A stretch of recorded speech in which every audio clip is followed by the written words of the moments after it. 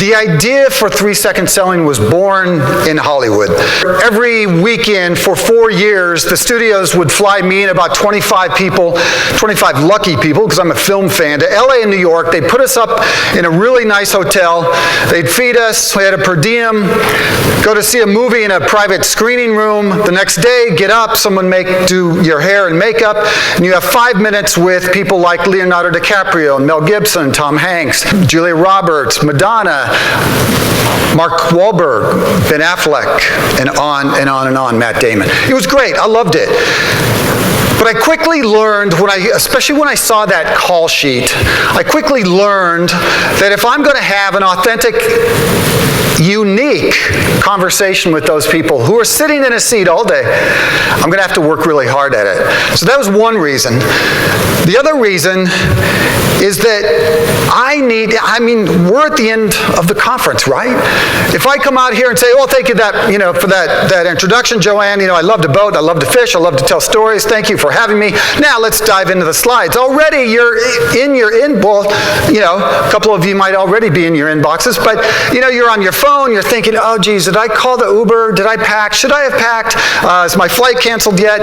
I've lost you, right? I've seen people in their first slide, I've seen a whole crowd go away, especially when they're reading bullet points. So I promise not to do that. So the two-pronged approach for why I started that way. I need to arouse your brain. I need to pique your curiosity. I need to show up differently if I'm going to earn your time and attention, and that's what you have to do too with your content. So I mentioned Tom Hanks, right? That little snippet you saw was me and him sitting in the Four Seasons in Beverly Hills for the movie Forrest Gump. We all saw Forrest Gump and said, man, oh man, that is a winner. If I could have bought stock in Forrest Gump, I would have. Paramount Pictures made it. They had some financial foolery. Tom Hanks never got his full due, but that's a whole nother story. Anyway, Forrest Gump did well, right? I get the call sheet. I look down for my name. I'm about number 8 on the call sheet. Okay, that's pretty good for Tom Hanks. So I look to see how many 5-minute interviews Tom Hanks is doing that day. 64. 64. He says, if I go around the world on a global press junket, I will get asked the same 5 questions in 15 different languages. Guess what? Ask the same question, you're going to get the same answer. They are working from a script. The same way that everybody around us is working on a script. Our bosses, our subordinates, the people who drive Ubers, the people who serve, at restaurants. We're all working off a script. If we're going to have that unique interaction that we all yearn for on both sides of that, then we need to do something different. So, what are those steps specifically? Pique their curiosity. Hopefully I did that with that little montage, like, oh, this is different. I'm not seeing a speech start this way. Activate their brain. Get them going. Surprise them. Get them to put down the script and disengage the autopilot. The first ever junket interview I ever did was with Gina Davis, Academy Award winner, Mensa member, champion archer, super smart. And I didn't really know what to expect. I didn't really know what the format was like. I come down, I put my mic on, I introduced myself, and I said, are you a fun person to have coffee with? She's like, what? And I could see it she was ready to go. She was ready for this 5-minute interview, and I stop her in her tracks, and I make her think about her answer. What I was going for was, can we know somebody through a role? Are you always playing a character? Or, if you seem likable on screen, are you likable in person?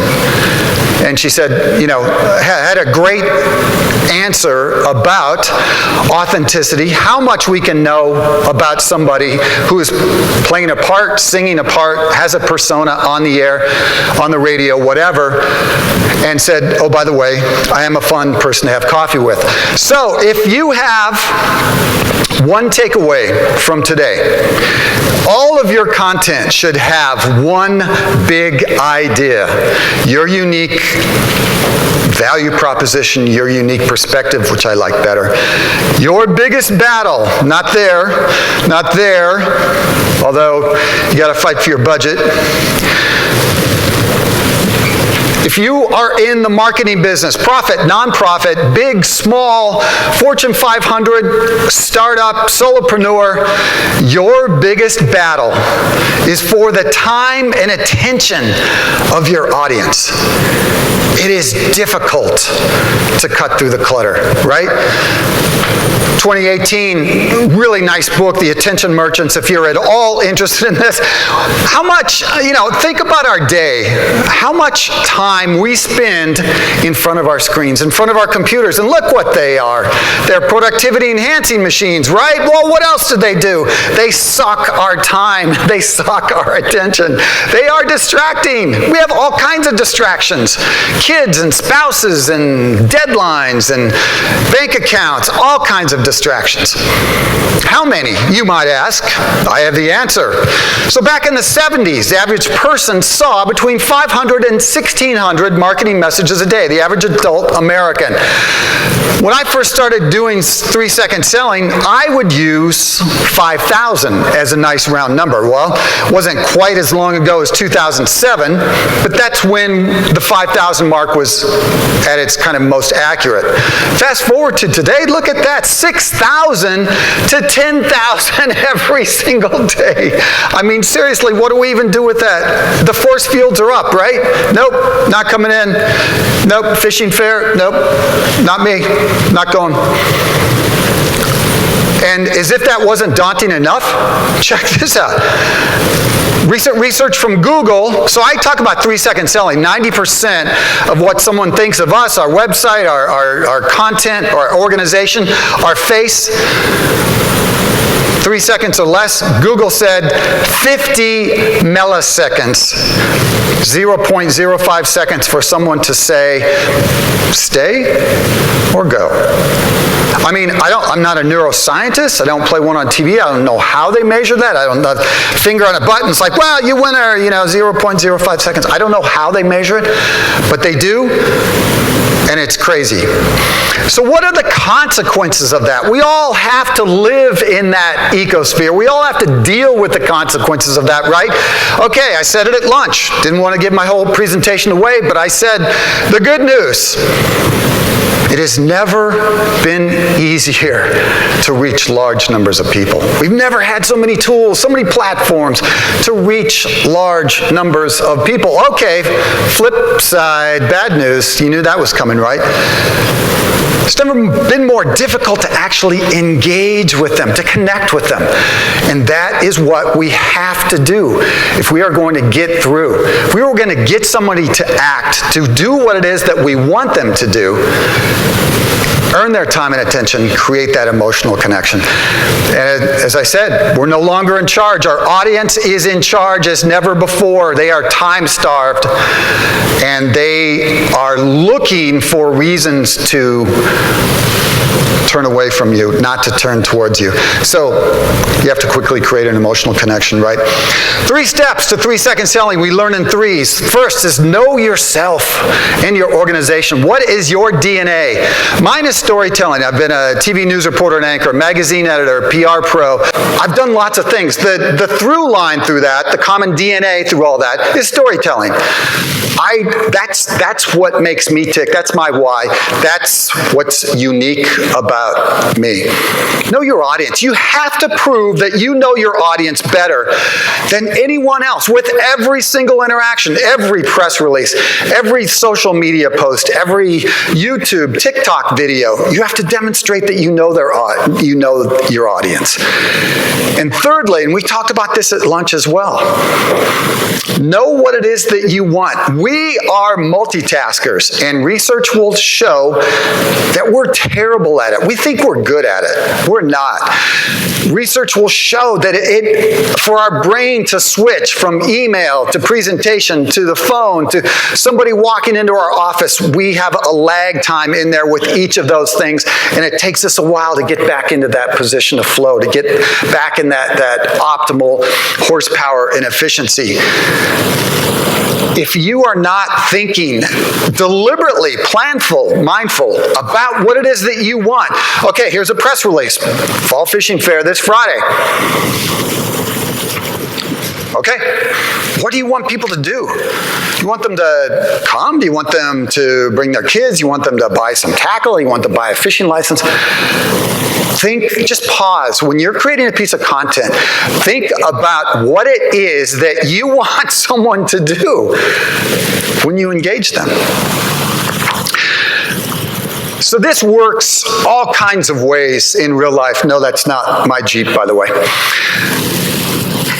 I was driving to the golf course a couple weeks ago. I just had my car detailed. I was feeling pretty good about it. You know, guys in their cars. This guy next to me, you know, kind of pulls up, and we look over, do the guy thing. You know, we didn't have our arms out the window, but you know, so he's driving the Jeep. It's like, looking good, dude. Yep, you too.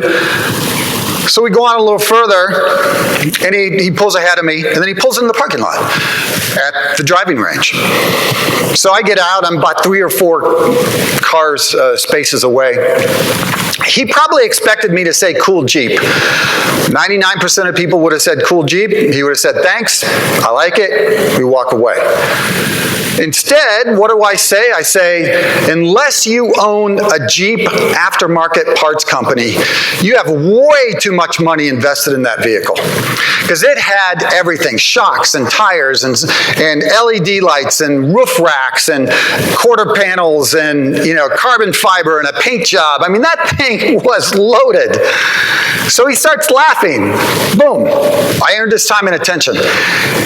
He said, I'm a video game designer. In fact, I own a video game company. And 18-year-old guys love that thing. So I bring it to the video game conferences, and it does what? It earns him time and attention, right? What do you do? I told him, and he said, you know what? We're in the process of putting out a new game. He said, we need some new marketing messaging. Let's talk. Boom. Anybody know what brand of high heels or pumps those are? Anybody? Very good. Yes, I wish I had some swag to give you. So I was at a trade show with a PR client, functional foods trade show at Anaheim Convention Center in Anaheim, California. I like to be in the PR. I like to be in the booth with clients. I like to hear the questions. I like to hear the answers of the sales team. And I just happened to, and mostly it's features and specs. Hey, could I have a minute? Could I show you all? If I just, gave you all I got a bunch of bullet points here. If I just gave you all the reasons why you should buy our product, you're a smart person, you'll conclude that you should buy it. That's not the way our brains work. We can't reason our way to a sale. So anyway, I see this woman, and right away I just noticed her shoes. My wife loves shoes. She loves purses. We had been at, Nordstrom or whatever, and seen a pair of Christian Louboutin shoes like this. So I didn't know what they were, but they caught my attention. She saw me looking, and I pointed and I said, Christian Louboutin. She said, yeah. And then she came up closer. She said, when I got dressed this morning to come to this trade show, the last thing I expected was for some guy in a booth to recognize the brand of my footwear. But good on you. What are you selling? Okay, I earned their time and attention, right? Pique their curiosity, arouse their brain, show up differently. I ended up turning her over to a salesperson. I didn't follow up. I don't know whether a sale consummated, but we did the heavy lifting. We got her to stop. You see people in trade shows, I better, no, don't make eye contact. Hey, I got you. You made eye contact. Stop. Walk into a mall. Hey, do you have a second? No, I don't. Whoop, little pop.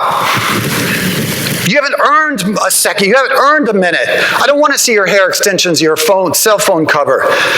If the most important thing you have to say to me is, do you have a minute? The answer is no, I don't. Okay, now let's switch gears. Let's talk about how we lay this over our content. We have to make our marketing relevant. We have to. How do we do that? We cannot be the heroes of our own stories. It needs to be about them, not us. I mentioned that in a LinkedIn post this morning. And the woman who used to be the weather person at the Fox station in Minneapolis where I used to work said, make sure you reiterate that point. So Janie, that's for you. About them, not us. Do not be the heroes of your own stories. Needs to demonstrate value. Why should I care about your fall fishing fair software, or whatever it is that you're selling.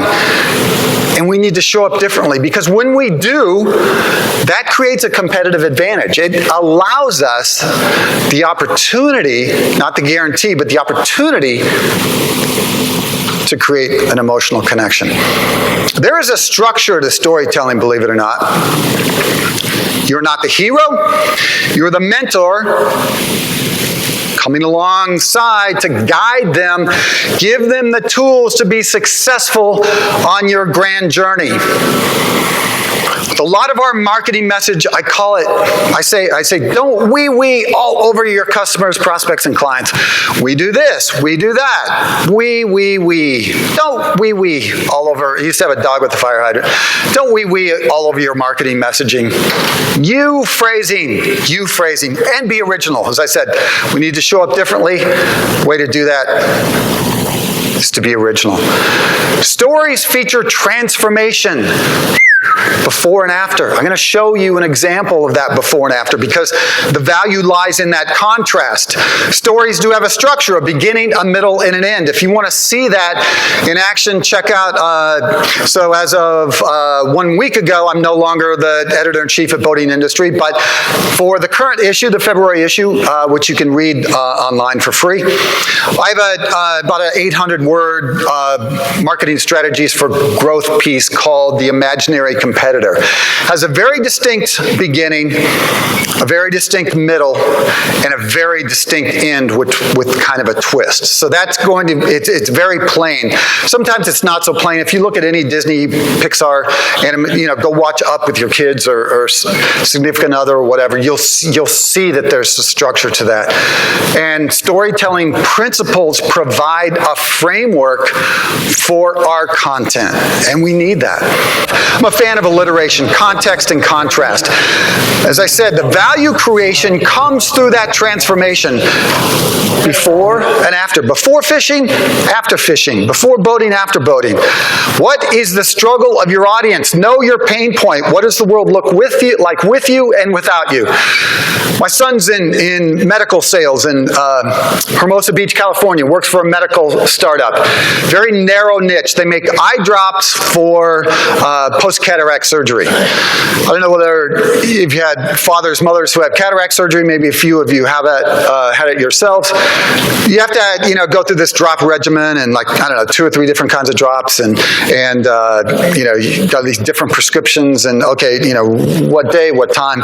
So his is a one drop solution, one drop for everything. I don't know, however many times a day. It's cheaper, it's more streamlined, it's more efficient, it's easier for the docs to prescribe, and compliance goes up. That's the pain of these eye doctors. Lack of compliance. Your eyes aren't getting better because you're not using the drops like I told you to. Compliance, that's a pain point. His solution addresses that pain point, and that's what you need to do. Okay, I didn't even think about this till I was looking through the slides this morning. Not a mask statement, so don't read into that. This is, some point this summer when everybody wore masks in DC. Let's just call it the before. So this is the world before fishing, right? A problem-centered present. We've got, inflation. We've got unemployment. We've got Ukraine. You've got Russia. We've got, bipartisanship. We've got, divisions in the country. We've got a global pandemic that can't seem to end. Blah, blah, blah.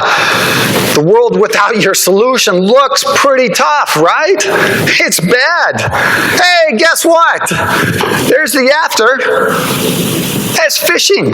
Solution-centered future. That is the better me with you in it. This is how your life could be. I don't care that I've got 2 sets of tuition payments. I don't care that I've got deadlines. I don't care what my inbox looks like. I don't care about any of those things. I just caught a fish for the first time in 32 years. That fish right there. I kid you not.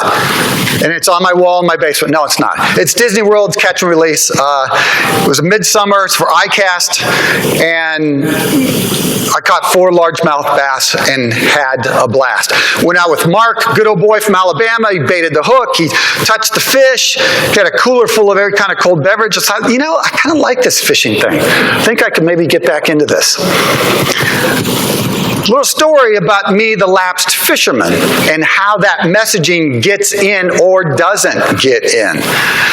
So, I don't know, about June or so, Stephanie Vadalero and Bruna hit me up with a pitch. It's a well-crafted pitch. It's articulate.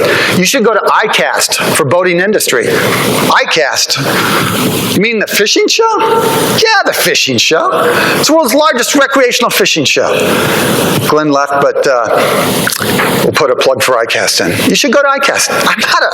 Well, I don't go... Well, I sat next to Joe Lewis at the industry breakfast at ICAST. I said, I'm not a fisherman. I'm just not interested.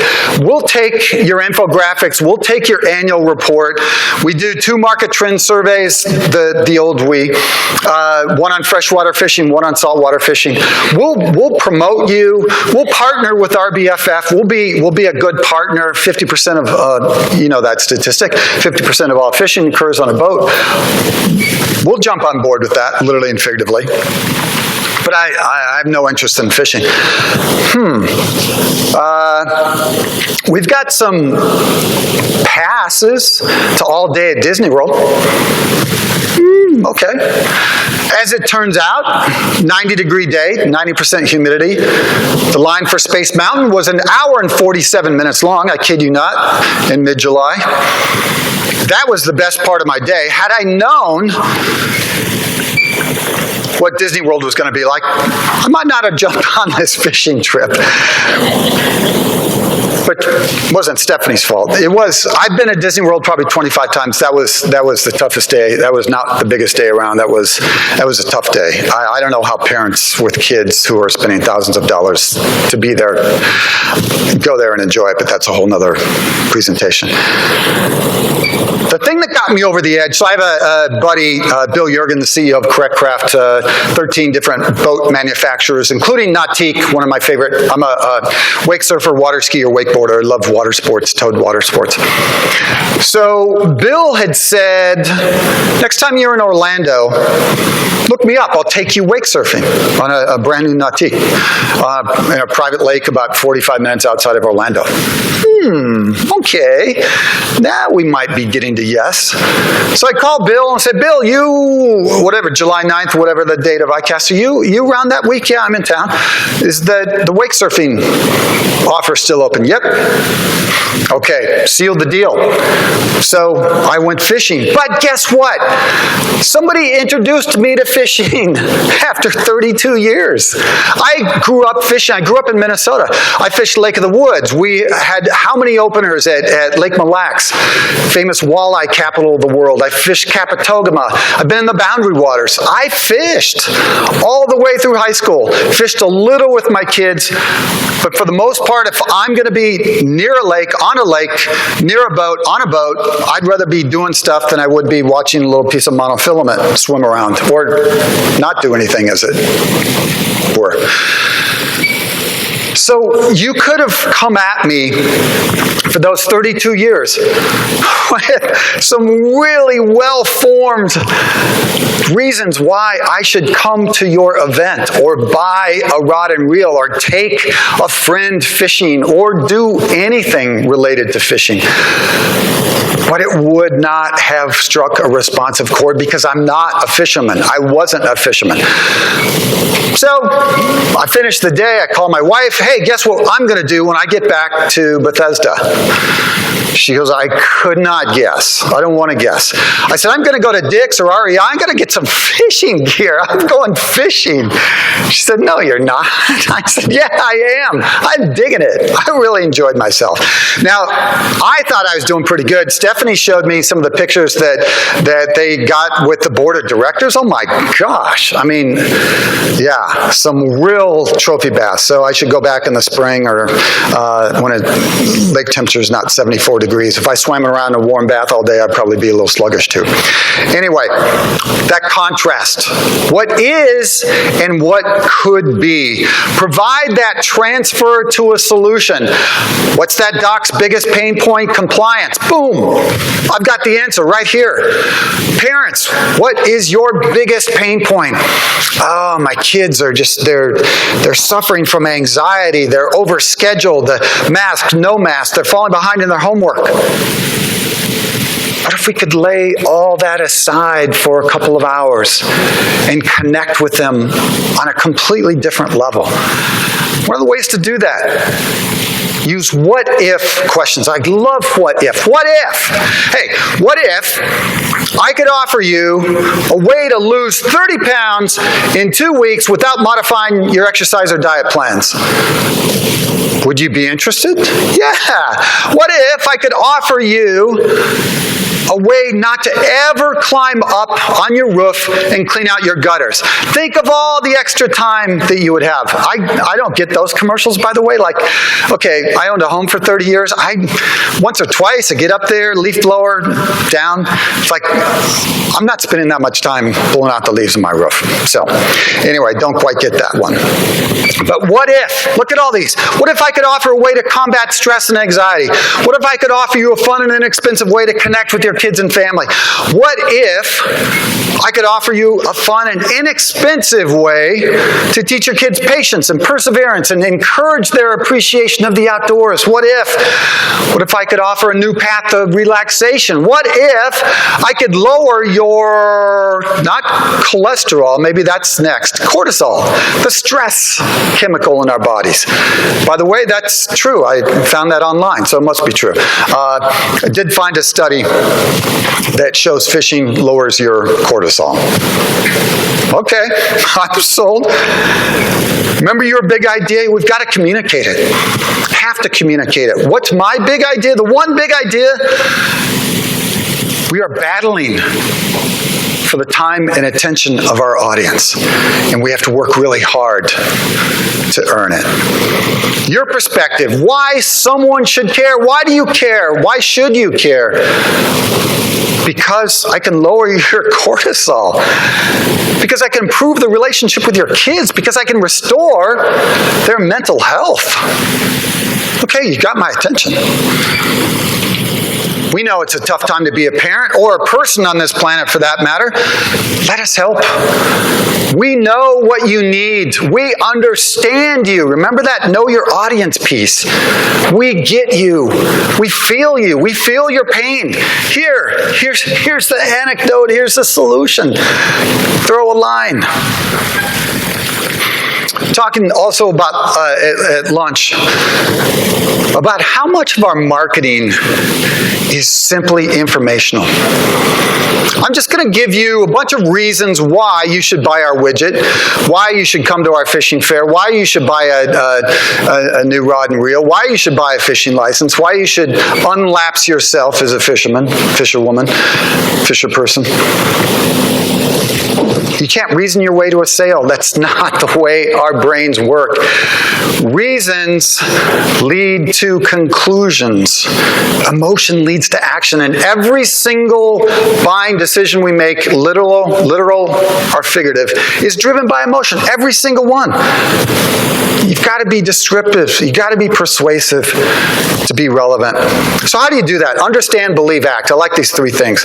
What do you want people to focus on? What do you want them to see? What new beliefs do you want them to know? What new ideas about fishing are you trying to impart? Maybe they've never thought about the connection between mental health and fishing, between family and fishing. Yeah, it's just something I did when I grew up. Haven't done it since I was an adult. That's that, right? Maybe there's a different path that you can offer that person. Tell them a story.